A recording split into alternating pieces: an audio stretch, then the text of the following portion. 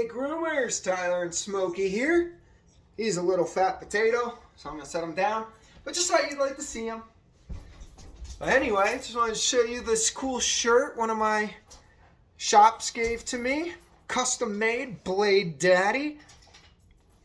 Pretty cool. The back's what's up. Don't oil your damn blades.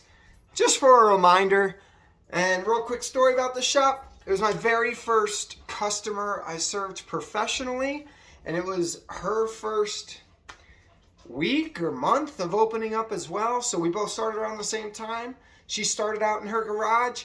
She's now got a shop with like bathers and groomers, and it only took about 3 years. 3 years, and she's killing it. And then amazing groomers she found, and everything. It's just amazing how the community just keeps growing and getting better. And I just want to say thanks to all you lovely groomers for grooming and oiling your blades and keeping all the dogs pretty and smelling nice.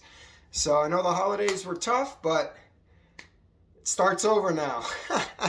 Anyway, have a good day. Bye.